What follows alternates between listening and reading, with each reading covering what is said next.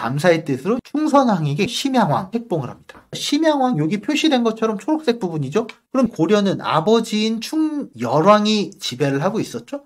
그래서 아들과 아버지가 미묘하게 대립하는 관계가 형성이 된 거예요. 우리가 일반적으로 생각하기에 고려의 영토는 굉장히 좁은 나라로 기억을 해요. 고구려만큼 넓은 영토는 아니지만 조선에 비해도 고려의 영토는 굉장히 좁았다고 알려져 있죠. 천리장성을 기준으로 그 남쪽의 한반도 부분 일대만 주로 지배했잖아요. 그래서 우리가 고구려 영토 비교해보면 고구려의 그 드넓은 만주 지방을 고구려 이후로 상실해서 차지한 적이 없다. 발해 이후로도 차지한 적이 없다. 이렇게 주로 생각을 한단 말이에요. 그런데 고려 시대에 실제로 만주 지방을 지배한 적이 있었어요. 실질적으로. 고려의 영토가 한반도와 만주 지대로 넓었던 시절이 잠깐이나마 있었단 말이에요. 이 시절에 대해서 알아보려면 25대 충렬왕의 배경을 알아봐야 돼요. 우리가 잘 알다시피 고려 왕조 중에 충자가 들어간 왕들이 꽤 있잖아요. 충열왕, 충선왕, 충수광. 충자가 들어간 건 시호예요. 죽으면 보통 붙여주는 이름인데 이 당시 원나라의 지배와 간섭이 매우 심했단 말이죠. 그래서 원나라 입장에서 우리말을 충성스럽게 잘 들어라 라는 의미에서 충자를 다 붙여준 거죠. 따라서 충자가 들어간 왕은 원나라의 강력한 간섭 아래에 있었던 시기의 왕들이었다. 그리고 충자가 처음 들어간 충렬왕은 원나라 간섭이 가장 심해지기 시작하던 시기였다. 이렇게 이해를 하면 좋죠. 그래서 고려는 원래 1대 태조부터 24대 원종까지는 자기만의 시호를 썼죠. 조종을 써가면서. 근데 원나라의 간섭이 강해지니까 자기만의 시호를 쓰는 것을 더 이상 하지 못하고 충자를 붙이게 된 거죠. 충렬왕이 특별했던 이유는 바로 쿠빌라이 칸의 사위였기 때문이에요. 쿠빌라이 칸이 고려가 항복해오니까 이뻐서 자기 막내딸을 충렬왕에게 시집 보냅니다. 자, 충렬왕은 원래 왕비가 있었거든요. 정화궁주라고 있었는데 원래 첫 번째 왕비였어요. 근데 쿠빌라이 칸의 막내딸 제국대장공주가 쓱 껴들어오면서 제국대장공주가 첫 번째 왕비가 되죠. 그러니까 원래 있던 정화궁주는 첫 번째 왕비에서 두 번째 비로 밀려나게 됩니다.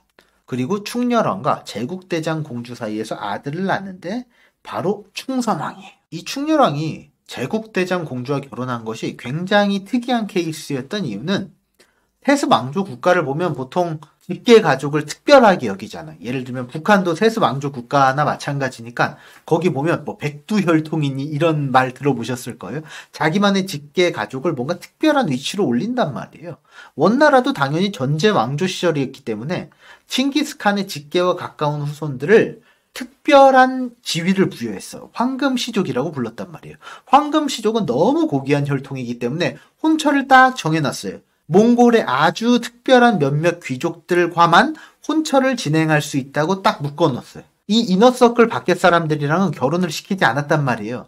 근데 황금시족 막내딸을 고려 충렬왕에게 시집 보낸 거예요. 그러니까 충렬왕은 특별한 위치에 있었던 것은 사실이에요. 이후로도 원나라 여자와 고려 왕이 결혼을 많이 하는데 황금시족인 경우는 충렬왕 밖에 없었기 때문에 더 특별하다고 할 수 있는 거죠. 이 충렬왕과 제국대장 공주 사이에서 태어난 아들이 바로 충선왕인 거예요. 근데 여기서부터 아들과 아버지의 사이가 좀 묘해집니다.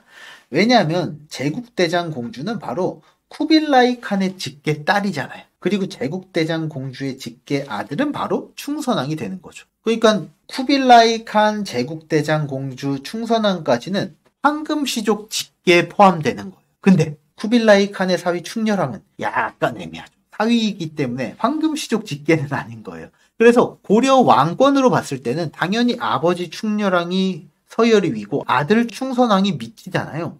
근데 원나라, 몽골 전체로 봤을 때는 황금시족에 포함되는 아들 충선왕이 더 서열이 위고 아버지 충렬왕은 그 밑이 될 수밖에 없는 거예요. 황금시족이 아니기 때문에. 그래서 충렬왕은 아버지긴 한데 아들로부터 치이는 신세가 돼요. 충렬왕은 좀 불쌍한 왕이에요. 장인어른은 쿠빌라이 칸이죠. 그리고 처가가 너무 어마어마하잖아요. 아내는 제국대장 공주인데 엄청 센 여자죠.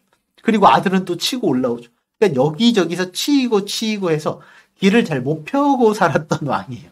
그러니까 정치에 많이 염증을 느끼고 실증을 느끼기도 했죠. 자기 마음대로 할 수 있는 게 별로 없고 너무 간섭이 심하니까. 게다가 충렬왕은 원래 왕비가 있었는데 제국대장 공주가 오면서 원래 왕비가 밀려나잖아요. 그리고 사랑 없는 정략 결혼을 했잖아요. 제국대장 공주와.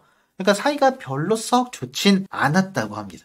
그러니까 충렬왕 입장에서는 와이프랑 사이도 안 좋아, 아들과도 사이가 안 좋아, 이렇게 계속 치고받고 미묘한 경쟁 관계에 있었던. 그러다가 중요한 사건이 터집니다. 바로 쿠빌라이 칸의 딸인 이 제국대장 공주가 사망하는 일이 있게 돼요. 제국대장 공주가 사망하니까 나라가 발칵 뒤집혔죠. 그리고 아들 충선왕이 이 틈을 노려서 활동을 개시합니다. 충선왕은 안 그래도 아버지가 마음에 안 들었어요. 자기가 더 위라고 생각하니까. 그래서 어머니의 사망을 틈타서 쿠데타를 일으킵니다. 그래서 24살 때인 1298년에 아버지 충렬왕이 이제 어머니 제국대장 공주를 멀리하고 다른 후궁들과 측근들을 가까이 했을 거 아니에요. 그 후궁이랑 측근을 다 제거해서 없애버려요. 그리고 아버지를 몰아내버리고 자기가 왕좌에 오릅니다. 충선왕은 황금시족 직계였기 때문에 원나라 백이 어마어마하잖아요. 자기 백으로 못할 게 없는 거예요. 그러니까 아버지도 몰아내버리고 자기가 고려 왕을 차지한 거예요. 그것까진 좋아요. 근데 원나라 백으로 왕위에 오르긴 했는데 막상 왕이 돼보고 나니까 원나라의 간섭이 엄청 심하다는 걸 알게 된 거예요. 자기 맘대로 왕으로서 뭔가를 할 수 있는 일이 없어요. 그러니까 자기의 왕권이 충족되지 않으니까 이 왕권을 강화하려고 부단하게 애를 씁니다. 당시 정권은 친원파 귀족이 자리를 잡고 있었죠. 얘네들 권력을 좀 줄이는 것에 돌입합니다. 그리고 충선왕 자신의 측근 세력을 키워서 왕권을 강화하려고 해요. 그럼 친원파 입장에서는 어떻게 돼요? 가만히 있더니 어디 젊은 뼈다귀 같은 놈이 오더니 지금 다 물을 흐려놓네? 우리 이러다가 눈 뜨고 다 당하게 생겼어. 근데 당시 고려의 왕권은 원나라가 엄청나게 간섭을 했기 때문에 약해져 있었어요. 왕이 혼자서 뭘 할 수 있는 상황이 아니었단 말이에요. 그러니까 친원파 귀족들이 이 상황을 잘 알고 있었고 얘네들이 원나라에 직접 로비를 하는 거예요. 지금 새로 등극하신 왕이 굉장히 원나라에 반하는 정책을 펴고 있습니다. 이걸 좀 고쳐주십시오 하고 친원파 대신들이 뒷구녕으로 계속 로비를 하는 거예요. 원나라에서도 가만히 보더니 충선왕 얘를 세워줬더니 안 되겠네. 바꿔버립니다. 얼마 만에? 7개월 만에. 그래서 원래 충열왕이 있었죠. 그런 다음에 아들 충선왕으로 갔죠. 그리고 바로 이 7개월 만에 다시 아버지 충열왕이 복귀를 합니다. 그리고 충선왕은 쫓겨나요. 어디로 쫓겨나요? 몽골의 수도였던 대도로 쫓겨납니다. 무리를 일으키고 본국으로 소환된 거예요. 그러면 충선왕 입장에서는 어떻게 돼요? 자기가 쿠데타를 일으켜서 아버지를 몰아내고 왕위를 차지했는데 지금 다시 왕위를 빼앗기는 상황이잖아요. 자기의 충성심을 의심받는 상황이기 때문에 여기서 처신을 잘해야 된단 말이에요. 여기서도 처신을 이상하게 하면 목숨을 위협받을 수도 있잖아요. 그래서 충선왕은 굉장히 짱구를 굴립니다. 여기서 내가 어떻게 생존을 할까 궁리를 하다가 이 충선왕이 그래도 황금시족 직계니까 그 당시 몽골의 황제 계승에 개입하기로 합니다. 당시 몽골 제국의 황제 계승이 약간 복잡했어요, 상황이. 그래서 누가 다음 황제가 될까 이렇게 미묘한 갈등이 있었는데 충선왕은 여기서 카이산이라는 왕자를 빕니다. 얘를 빌어서 얘가 황제가 되면 내가 다시 복귀할 수 있겠다. 근데 진짜 그렇게 돼요. 1307년에 이 카이산이 대칸으로 추대가 돼요. 완전 로또 맞은 거죠. 대박. 거의 미국 슈퍼볼 맞은 수준인 거예요.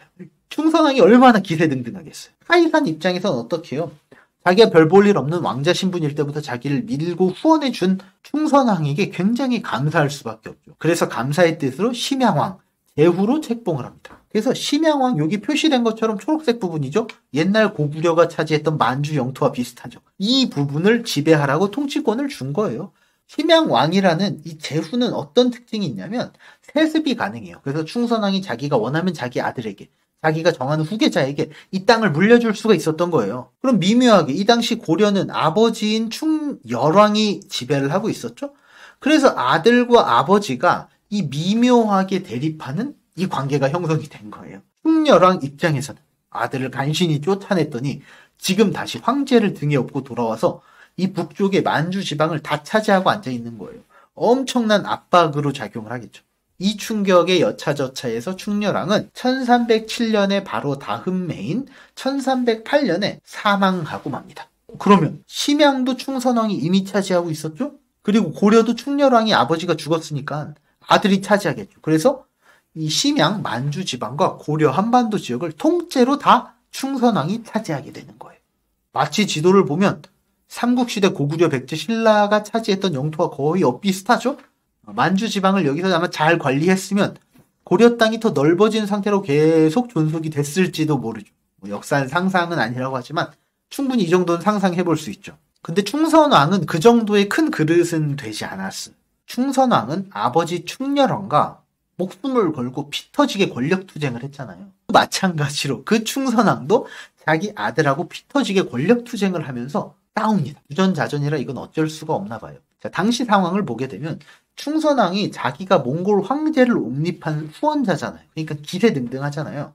그래서 고려의 왕이면서 동시에 원나라에도 세력이 꽤 강했단 말이에요. 그래서 고려를 떠나서 원나라에 자주 있습니다. 왕이 고려를 비우고 원나라에만 주로 머물러요. 고려는 소외되겠죠. 그러니까 고려 입장에서는 어떻게 돼요? 조정에서는 이 왕을 다시 돌아오게 하거나 뭔가 조치를 취해야 된다라는 의견이 막 생겨나는 거예요. 그래서 한쪽에서는 그러면 왕이 지금 원나라에만 이렇게 가 있으니까 충선왕의 아들을 세워서 왕으로 옹립하고 충선왕은 고려의 왕에 관심이 없으면 좀 물러나 계십시오. 이런 여론이 점점 올라와요. 근데 충선왕은 자기는 편해서 원나라에 가 있는 게 더 마음에 들지만 고려 왕을 내놓기는 싫은 거예요. 그래서 어떻게 하냐? 자기의 장남을 죽여버립니다. 자기 아들을 죽여서라도 이 왕권을 절대 빼앗기지 않기 원하는 거죠. 그리고 충선왕은 자신의 심양왕 그리고 고려왕이라는 지위도 한꺼번에 물려놓지 않고 분할을 합니다. 충선왕은 이 심양왕 지위는 자신의 이복 조카인 왕고에게 물려줘요. 이 왕고는 누구냐면 원래 아버지 충렬왕이 원래 1왕비인 정화궁주가 있었잖아요. 근데 이 정화궁주가 제국대장공주가 들어오면서 이 비로 밀렸죠. 이 정화궁주의 아들의 아들, 즉 손자가 왕고예요. 그러니까 충선왕 입장에서 볼 때는 이복 조카가 되는 거죠. 자신의 이복 조카에게 심양왕 지위를 물려줍니다. 그리고 고려왕 지위는 누구에게 물려주냐면 자신의 첫 번째 아들은 아까 죽였다고 했잖아요. 그래서 둘째 아들에게 물려줍니다. 그게 충숙왕인 거예요. 그러니까 심양왕과 고려왕이 서로 따로따로 지배하는 시기가 된 거죠. 당연히 반목하겠죠. 서로 싸우고 잡아먹으려고 안달인 거예요. 치열한 권력 다툼이 진행이 되겠죠. 심양왕 왕고는 고려까지 다 먹어서 고려왕까지 차지하겠다라고 노리는 거예요. 그래서 고려란 나라를 없애고 몽골의 일개 행정구역으로 이렇게 바꾸자 원나라에 로비까지 합니다. 결국 실패하고 말죠. 원나라 입장에서는 굳이 그렇게까지 할 필요가 없었던 거예요. 왜냐하면 심양왕과 고려왕이 하나라서 세력이 커지면 원나라에 부담이 될 수 있는데 원나라 입장에서는 지방에서 치고받고 싸우면서 지들끼리 견제가 되니까 오히려 마음이 편한 거죠. 그렇게 해서 고려가 만주까지 다 먹을 수 있었지만 이런 식으로 결국 갈라지게 되죠. 이 이후로도 고려왕이 심양왕 지위를 같이 차지했던 시기가 있었지만 결국 고려는 만주 지방에 대한 지배권을 잘 유지하지 못하고 상실을 하고 맙니다. 이상으로 잘하면 고려가 만주를 먹을 뻔한 이야기였네요.